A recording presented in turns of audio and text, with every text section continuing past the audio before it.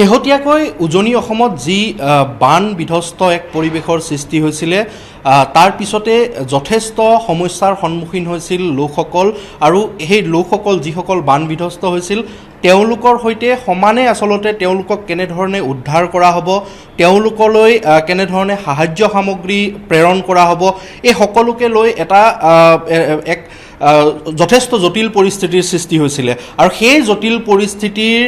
দেখি আচলতে সেই জটিল পৰিস্থিতিৰ পৰা যাতে সহজে তেওঁলোকক ৰেস্কিউ কৰিব পৰা যায় বা তাত যে বান আহিছে বা তেনেধৰণৰ এক আচলতে বিধ্বংসী যি ধৰণৰ দুৰ্যোগ আহে সেই দুৰ্যোগৰ সময়ত যিকোনো মুহূৰ্তত তাৰ পৰা খবৰ দিব পৰাকৈ এটা এপ ইতিমধ্যে ডেভেলপ কৰিছে দিল্লীৰ পৰা আৰু এই এপটো ডেভেলপ কৰিছে ফিৰিঙতিৰ উদ্যোগত আৰু এই এপটোৰ নাম হৈছে হেল্পমং মই প্ৰথমে কেমেৰা পাৰ্চন দীপকক দেখুৱাবলৈ অনুৰোধ জনাইছোঁ এয়া হৈছে যিটো এপ হেল্পমং যিটো এপ তাৰ এইটো আচলতে এটা ইণ্টাৰফেচ আৰু এই যি এপ এই এপৰ জৰিয়তে আপুনি নিজৰ লোকেশ্যন আপুনি তাৰ পৰা যদি এটা মেছেজ দিয়ে এই এপত লগ ইন কৰি যে ইয়াত বান আহিছে বা ইয়াত যিকোনো ধৰণৰ ভূমিকম্প আহিছে তেনেধৰণৰ দুৰ্যোগৰ সময়ত সেই এপটোৰ পৰা দিয়া মেছেজ এটাই বা SOS এটাই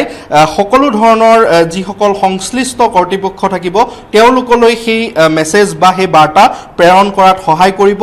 আমাৰ সৈতে যিসকলে উদ্ভাৱন কৰিছে বিশেষকৈ ফিৰিঙতি নামৰ এটা প্ৰতিষ্ঠানৰ উদ্যোগ লোৱা হৈছিলে আৰু সেই যি ফিৰিঙতিৰ উদ্যোগ সেই উদ্যোগৰ পিছতে কোড য়োগী নামৰ এটা যি প্ৰতিষ্ঠান তেওঁলোকে এই এপটো ডেভেলপ কৰিছে আমাৰ সৈতে ডেভেলপাৰসকল আছে আমি তেওঁলোকৰ সৈতে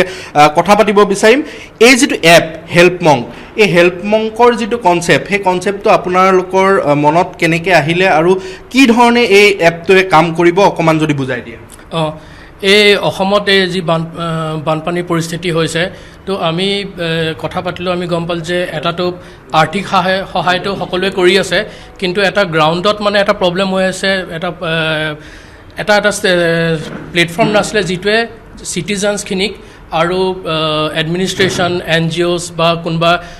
সহায়ক গ্ৰুপক মানে কানেক্ট কৰা এটা কমন প্লেটফৰ্ম তো ডাটা কালেক্ট কৰা নাছিলে তো ইয়াৰ এপটোৰ জৰিয়তে যোনবিলাক চিটিজেনছৰ যাৰ প্ৰব্লেম হৈছে সিহঁতে এটা ৰিকুৱেষ্ট পঠিয়াব পাৰে সেই ৰিকুৱেষ্টটো আপোনাৰ বা SOS পঠিয়াব পাৰে যিটো আপোনাৰ ব্ৰডকাষ্ট হৈ যাব অ'কে আৰু এটা প্ৰব্লেম আমি গম পাইছোঁ যে বহুত NGO বা হেল্পিং গ্ৰুপ বা ইণ্ডিভিজুৱেল ড'নৰো আছে আমি যেনেকৈ দিল্লীত থাকোঁ দিল্লীৰো বহুত মানুহে সহায় কৰিব বিচাৰিছে কিন্তু সিহঁতি নাজানে মানে আমি ক'ত ডনেট কৰিম কি কৰিম তো এই প্লেটফৰ্মটোৰ জৰিয়তে আমাৰ NGOs হওক হেল্পিং গ্ৰুপছ হওক বা ইণ্ডিভিজুৱেল কোনোবা গ্ৰুপৰ হওক সিহঁতেও নিজৰ ইয়াত এড দিব পাৰিব মোবাইল এপেদি হয় বহুত চিম্পল ইণ্টাৰফেচ আমি বনাইছোঁ আৰু এইটোৱে বাকী আপোনাৰ ড'নাৰ চনাৰ্ছে সিহঁতি দেখি পিনে সিহঁতি দুইজাক কানেক্ট কৰি পিনে আপোনাক সহায় কৰিব পাৰিব ইয়াৰ উপৰিও ইয়াৰ যোনটো ডাটা হ'ব সেই ডাটাটো আপোনাৰ ডিষ্ট্ৰিক্ট এডমিনিষ্ট্ৰেশ্যন গভৰ্ণমেণ্টৰ কাৰণেও বহুত সহায় হ'ব আৰু এইটো ইয়াত আমি এডভান্স ফিচাৰ্ছ দিছোঁ যেনে জিঅ' টেগিং আছে আপোনাৰ GPS লোকেশ্যন পৰা ই অট'মেটিকলি কেপচাৰ কৰি লয় সেইটো সহায়ত একচুৱেল কোনটো জেগাত হৈছে সেই কথাটো আপোনাৰ এই এপটোৰ জৰিয়তে এপটোৰ ডাটা কালেক্টৰ থ্ৰুৱেদি আপুনি গম পাব প্লাছ ইয়াত আমি আৰু এটা দিছোঁ মিচিং পাৰ্চন ৰিপৰ্টেড তো এইটো আমি দিছোঁ যে বানপানী হৈ যোৱাৰ পিছতো যিখিনি ৰিলিফ কাম হ'ব এইটো বহুত মাহ চলে তাত কিছুমান কেতিয়াবা মিচিং পাৰ্চনো হয় এই বস্তুখিনিও আপুনি এই এপটোৰ জৰিয়তে আপুনি ইয়াত কেপচাৰ কৰিব পাৰিব মানে দুৰ্যোগৰ সময়ত এটা বস্তু দেখা যায় যে যি ধৰণে আপোনাৰ এপ মোবাইলত চলিব বা লেপটপত চলিব বা যিহত চলে তাত কেতিয়াবা এনেকুৱা হয় ইণ্টাৰনেট কাটি যায় বা তেনেধৰণৰ কথা হয় তেতিয়া কেনেধৰণে এই এপটোৰ জৰিয়তে বা এই এপটোৱে কিবা কাম কৰি থাকিব নেকি কাম কৰি থাকিব এইটো আমি নটিচ ৰাখিছিলোঁ এইটো বস্তুটো তো এপটো এনেকুৱা যেন বনোৱা হৈছে যাতে ই অফলাইনটো কাম কৰিব আৰু যেতিয়া আপোনাৰ মোবাইল বা কানেকশ্যন নেটৱৰ্ক আহি যাব ই আপুনি একো কৰিব নালাগে অট'মেটিক ই চিংক হৈ পিনে আপোনাৰ ডাটাখিনি পঠিয়াই দিব পিছলৈ হয় নিশ্চয়কৈ আমি প্ৰথমে এইটো আৰু এবাৰ দেখুৱাইছোঁ যদি অকণমান ইয়াৰ তাৰ লোকেশ্যন বা কেনেধৰণে ট্ৰেক কৰে এবাৰ যদি দেখুৱাই দিয়ে আপোনালোকে ইণ্টাৰফেচ দেখিছে এই ইণ্টাৰফেচটো আপোনাৰ কমন চিটিজেনে পাব মই লগ আউট কৰি পিনে দেখাইছোঁ আপোনাক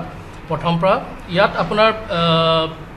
বেছি একো আপোনাৰ ইউজাৰ প্ৰফাইল বনাবলৈ দৰকাৰ নাই আপোনাৰ জাষ্ট আপোনাৰ মোবাইল নম্বৰটো দিলে আপোনাৰ মোবাইল নাম্বাৰটো দিয়াৰ লগে লগে আপুনি লগ ইন হৈ যাব আৰু আপোনাৰ যদি একাউণ্ট নাই নিজে একাউণ্ট বনাই দিব যাতে ইজিলি অনবোৰ্ড হৈ যাব পাৰে মানুহ এইটো অহাৰ পিছত ইয়াৰ পৰা আপুনি SOS পঠিয়াব পাৰে ছাপ'জ কাৰোবাক মেডিকেল হেল্প লাগে মেডিকেল লাগে ফুড লাগে বা কিবা স্পেচিফিক কিবা বস্তু লাগে ছাপ'জ ব্লেংকেট লাগে কাৰোবাক ব্লেংকেটছ এই ৰিকুৱেষ্টখিনি পঠিয়াই পিনে তাৰপিছত এই আমাৰ এপটোৱে নিজে অট'মেটিক লোকেশ্যনটো চাওক ই কেপচাৰ কৰি লৈছে এই ইয়াৰ পৰা ইউজ মাই লোকেশ্যনটো কৰিলোঁ আৰু ইয়াত আপুনি অপশ্যনেল ফিল্ড হয় কি কি লাগে আপোনাক চব ইনফৰ্মেশ্যন দিব পাৰে আৰু ইয়াত খালি আমি এটা কনষ্টেণ্ট লগাই থৈছোঁ যাতে ইয়াৰ দুৰুপয়োগ নহওক যোনে ৰিকুৱেষ্ট পঠিয়াইছে সিহঁতি এটলিষ্ট নিজৰ জেগাৰ পৰা 3খন ফটো পঠিয়াব লাগিব আৰু যিবিলাক ফটো পঠিয়াব মই এখন ফটোত আপোনাক দেখাই দিছোঁ এখন ফটো আপোনাৰ যেনেকৈ আপুনি লগ ইন কৰিলে আপুনি দেখিব ইয়াত মন কৰিব ফটোখন লগোৱাৰ লগে লগে এপটোৱে অট'মেটিক তাৰ এই ফটোখনত জিঅ' লোকেশ্যনটোও কেপচাৰ কৰি ল'ব মানে আপুনি যদি ফটোখন বেলেগ জেগাৰ পৰা কৰিছে তেতিয়া গম পাব যে ফটোখন বেলেগ জেগাৰ পৰা আপডেট কৰা হৈছে আৰু এই গোটেই ডাটাখিনি যেতিয়া আপুনি ইয়াৰ পৰা ছাবমিট কৰিব ইয়াত আপোনাৰ বেক এণ্ডত আমাৰ ইয়াৰ এটা ডেশ্ববৰ্ড থাকিব ডেশ্ববৰ্ডত আপুনি সকলোখিনি কথা আপুনি গম পাই যাব আৰু যদি বস্তুটো যিহেতুকে লেপটপ সেই সময়ত চবৰে হাতত নাথাকিব পাৰে মোবাইলত কেনেকৈ হ'ব এবাৰ যদি মোবাইলত আপুনি দেখাই দিয়ে আমাৰ মোবাইলো এপটো আছে চ' বেচিকলি মোবাইলত গ'লে আপুনি এইটো ইণ্টাৰফেচ দেখা পাব চ' ইয়াতে আপোনাৰ যি অপশ্যন লাগে যেনেকৈ আপুনি এইমাত্ৰ দেখুওৱা হৈছিলে কাৰোবাক মেডিকেল লাগে আপুনি মেডিকেল ক্লিক কৰি পেলাই বা ধৰক ফুড হয় যি লাগে আপুনি তাত লিখি আপুনি জনাই দিলে হয় আই নিড ফুড এছিষ্টেঞ্চ চৰি হৈ গ'ল আই নিড ফুড এছিষ্টেঞ্চ এনেকৈ কৰি আপুনি ফটো এখন ধৰক তুলিলে টেক ফটো ফৰ এক্সাম্পল মই ইয়াৰে দেখুৱাইছোঁ চ' ইয়াৰ geo' tagging use photo and then আপুনি যেতিয়া ছাবমিট কৰিব ইয়াৰ পৰা 3খন ফটো দিব লাগিব তাৰপিছত ছাবমিট অপশ্যনটো আহিব চৰি মই এইটো দেখুৱাইছোঁ টেক ফটো ইউজ ফটো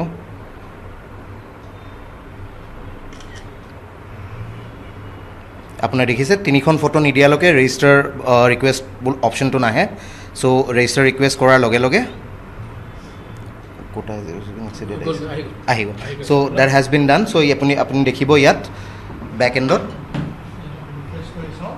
ডেটাটো লগে লগে আহি যায় বেক এণ্ডত আৰু ইয়াত আপুনি যদি টেং কৰে ইয়াত একচুৱেল দিল্লী কোনটো জেগাৰ পৰা পঠিয়াইছোঁ সেই জেগাডোখৰ আহি যাব আৰু ইয়াত আমি আৰু এটা ফিচাৰ কথা ক'ব বিচাৰিছোঁ এই এপটো আমি মাল্টিলিংগুৱেল বনাইছোঁ এতিয়া অসমীয়া আৰু হিন্দীত আছে যাতে ইংৰাজীত কাৰোবাৰ দিগদাৰ হ'লে সিহঁতি অসমীয়াটো এই এপটো গোটেই চাই ল'ব পাৰিব এতিয়া এই এপটো প্লে ষ্ট'ৰত এভেইলেবল হৈছে নে ইয়াক লিংকৰ পৰা ডাউনলোড এতিয়া এইটো প্লে ষ্ট'ৰ আৰু এপ ষ্ট'ৰত আমি কৰা নাই ইয়াৰ মেইন ৰিজনটো হৈছে আমি দেখিছোঁ এইটো ডিষ্ট্ৰেছ চিটিজেন্সৰ কাৰণে বনাইছোঁ প্লে ষ্ট'ৰ পৰা যিহেতু আপুনিও কৈছিলে নেটৱৰ্ক নাথাকে এনেকুৱা সময়ত প্লে ষ্ট'ৰ পৰা ডাউনলোড কৰি ইনষ্টল কৰালৈকে সময় বহুত লৈ দিব পাৰে আৰু প্লে ষ্ট'ৰ এপত কেতিয়াবা বেলেগ কিছুমান কণ্ডিশ্যনছো থাকে তো এইটো আমি ফাৰ্ষ্ট ৰিলিজটো আমি এটা PWA এপ বুলি কয় ই মানে নিজৰ এপ নিচিনাকৈ আপোনাৰ ইনষ্টল হৈ থাকে আপুনি বাৰেপতি ব্ৰাউজাৰ অ'পেন কৰিবলৈ দৰকাৰ নাই সেই তাৰ পৰাই ইনষ্টলেশ্যনৰ পৰা আপুনি এটা ফুল এপ হিচাপে আপুনি এইটো ব্যৱহাৰ কৰিব পাৰে আইফোন এণ্ড্ৰইড যিকোনো স্মাৰ্টফোনত আপুনি ব্যৱহাৰ কৰিব পাৰে আমি অতি সোনকালে লাষ্ট ধৰক 5 দিনত ভাবি কনচেপচুৱেলাইজ কৰি ডেভেলপ কৰা হৈছে ইয়াৰ ছেকেণ্ড ভাৰ্জন আহিব ছেকেণ্ড ভাৰ্জনত ইয়াত আৰু ফিচাৰ্ছ আহিব যেনে ধৰক এতিয়া এটা বস্তু দেখা যায় য'ত ব্লাডৰ কাৰণে হাহাকাৰ কৰিবলগীয়া হয় চ' তাত আমি এটা অপশ্যন দিয়া যাব য'ত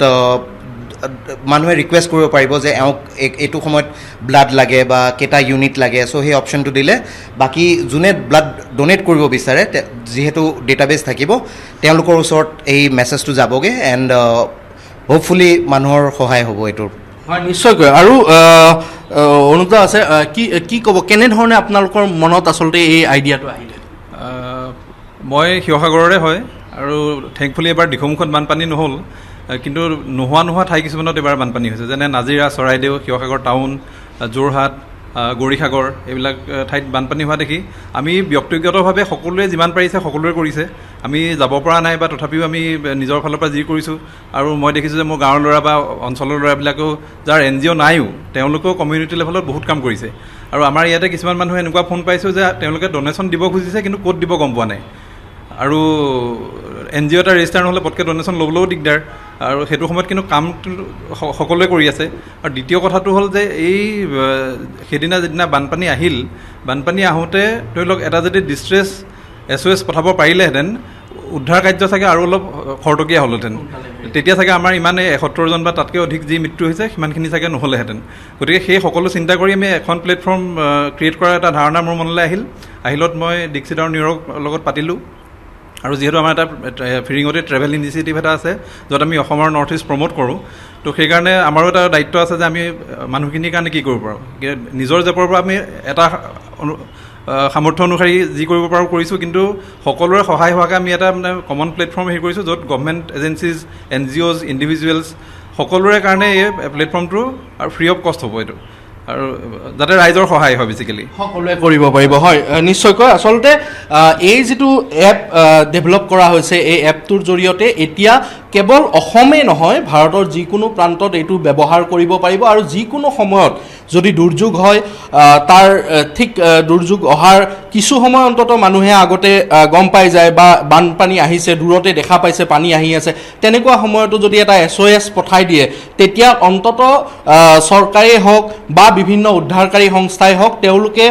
অতি সোনকালে তাত ৰিয়েক্ট কৰিবলৈ সময় পাব এইটো এটা সুন্দৰ ইনিচিয়েটিভ আৰু অসমীয়া যুৱক তেওঁলোকে দিল্লীত ইয়াত ছফ্টৱেৰ ডেভেলপমেণ্টৰ কাম কৰি আছে তেওঁলোকে এই এপটো নিৰ্মাণ কৰিছে গতিকে ক'ব লাগিব যে যি সময়ত এই যি দুৰ্যোগ ব্যৱস্থাপনাৰ দিশটো আচলতে সকলো দিশ ডিজিটেলাইজ হ'ল কিন্তু দুৰ্যোগ ব্যৱস্থাপনাৰ দিশটো যে এতিয়া ডিজিটেলাইজ হোৱাৰ প্ৰয়োজন আছে আৰু তাৰে এক ইনিচিয়েটিভ বুলি ক'ব লাগিব এই হেল্প মংক এপটো